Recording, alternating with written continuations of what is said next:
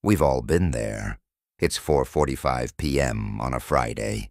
You're already mentally halfway into your weekend when that notification pings. It's your boss. Hey, can you just knock out this quick report before you head out? It shouldn't take long. Your heart sinks. You know quick actually means 2 hours. You want to say no. You need to say no. But instead, what do? You type, "Sure thing, on it." La, followed by a smiling emoji that is secretly screaming inside. Why is no the hardest word in the professional dictionary? Because we've been conditioned to believe that saying no means you're not a team player, that you're lazy, that you're putting your job at risk. But here's the truth. The most successful people in any workplace aren't the ones who say yes to everything. They're the ones who know how to protect their time. I'd manage their output and deliver results consistently. And today, I'm going to show you exactly how to do that. We're covering the psychology of why we fall into the yes trap. And then I'm giving you 4 word-for-word scripts you can use this week to say no to your boss, professionally, confidently, and without burning a single bridge. Before we get to the scripts, we need to talk about why we keep saying yes when everything inside us is screaming no. Here's the uncomfortable truth. When you say yes to a task you genuinely don't have bandwidth for, you aren't being helpful. You're actually putting the work at risk. Think about it. If you're already carrying 4 projects and you take on a 5th, the quality of all 5 starts to drop. Deadlines slip. You get burnt out. And then the thing your boss actually needed done well gets done poorly. Your boss doesn't want a yes machine. They want results. If you say yes and then underdeliver, that damages your reputation and far more than a polite professional no ever would. Here's the reframe that changes everything. Saying no, when done well, is actually a sign of high emotional intelligence. It tells your boss that you understand your capacity, that you respect the work enough not to do it badly, and that you're organized enough to know what's already on your plate. The key isn't just saying no. It's about how you frame it. Every script I'm about to give you moves away from a hard, flat refusal and toward what I call a strategic pivot, a response that keeps you collaborative, solution-focused, and in control. Let's get into it. Script 1. The priority pivot. This is for the most common scenario. You're already at full capacity, and your boss just walked in with something new. You're working on Project A, B, and C. Your boss comes to you with Project D. Most people make the mistake of saying, "I'm too busy," which sounds like a complaint, or just saying yes and quietly drowning. Neither works. Instead, use this. I'd love to help with new task. Right now, my primary focus is on Task A and Task B, which we agreed were the top priorities this week. If I take this on, which of those should I deprioritize to make room? I just want to make sure we're moving the right things forward. Here's why this works. First, you open with willingness. I'd love to help, so you're never coming across as resistant. Second, you're not complaining about your workload, or you're giving your boss a clear, factual picture of what's already in motion. Third, and this is the important part, you put the prioritization decision back on them. You're essentially saying, your time is a finite resource, and I need your help managing it well. Most of the time, when a boss actually sees everything you're working on laid out clearly, their response is either to deprioritize the new thing themselves or to help you figure out what can wait. Either way, you win. Script 2. The timeline. Buffer. This one is for when the task itself is reasonable, but the timing is impossible. Your boss is asking for something that genuinely is your job, but they want it right now and you're in the middle of a deadline or a deep work session. Saying, "I can't right now," sounds dismissive. Hey, what you want instead is this. That's an important one, and I definitely want to give it proper attention. I'm right in the middle of finishing specific task, so I can hit the time deadline. If I break away now, I risk not delivering that on time.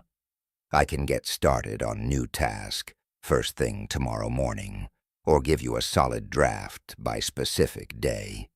Which of those works better for you? Notice the structure here. You start by acknowledging that the new task matters. You then give a specific reason why you can't drop everything.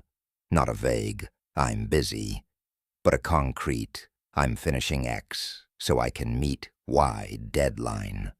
And then you immediately offer two alternatives with real timelines attached. This is a yes disguised as a "not right now." You're not refusing the work. You're refusing the interruption, and you're doing it in a way that actually demonstrates reliability. Script 3. The expert redirect. This one is for scope creep. You're the marketing person and someone's asking you to fix the budget spreadsheet. You're the designer, and suddenly you're being asked to manage vendor contracts. It happens constantly. The instinct is to say, "That's not my job." But that's the fastest way to get labeled difficult. Use this instead. "I want to make sure this gets handled with the right level of expertise. Since my core focus is on your actual role, I'm not confident I'm the best person to do this justice. I wouldn't want the process to slow down while I'm learning it from scratch. Have we looped in colleague or department?" And they'd be able to move on this much faster and get a better result. This response does three things at once. It frames your hesitation as concern for quality, not resistance to work. It's genuinely humble. You're not saying, "That's beneath me." You're saying, "I'm not the right tool for this job." And it's helpful. You're pointing toward a better solution rather than just creating a dead end. Most reasonable managers will respect this immediately. You're not making their problem harder, you're making it easier. Script 4. The direct no. This is the one most people are too afraid to use. But sometimes you need it. Maybe you've already tried every workaround. Maybe the ask crosses a personal boundary. A vacation that was approved months ago. A task that conflicts with your values. Or a workload that has genuinely become unsustainable. Sometimes the situation doesn't call for a pivot or a buffer. It calls for a clear, honest no. Here's how to deliver it. I have to be straightforward with you. I'm not able to take this on right now. I'd rather be honest about that up front than say yes and not deliver the way I should. Can we revisit this next week, after I close out X next quarter? Short, direct, respectful. Let's look at what's doing the work here. I'd rather be honest than say yes and under-deliver. That line reframes your no as an act of integrity, not avoidance. You're not protecting yourself. You're protecting the quality of the outcome. And can we revisit this keeps a door open. You're saying not now, which is very different from never. If your boss pushes back, you hold the line calmly. I understand this is a priority. I genuinely don't have the capacity to do it well right now, and I don't want to set either of us up for a disappointing result. If someone still can't respect that, that's important information about the environment you're working in. The golden rule.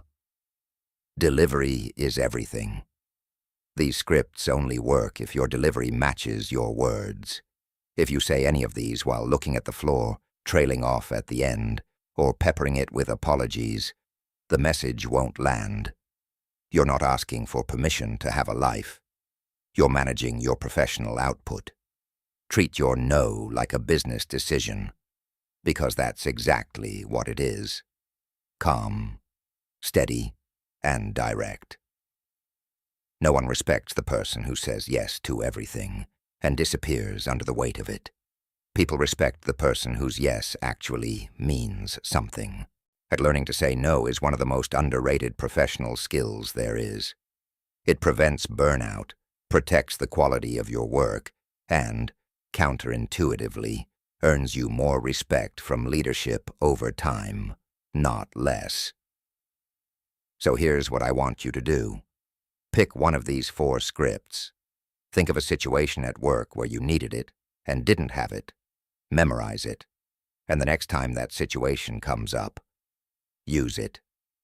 Drop a comment below and tell me which one you're taking with you, or tell me about a situation where saying no felt impossible. I read everything down there. If this was useful, like the video, it genuinely helps this content reach more people. And subscribe if you want more on professional communication and building a career on your own terms. I'll see you in the next one.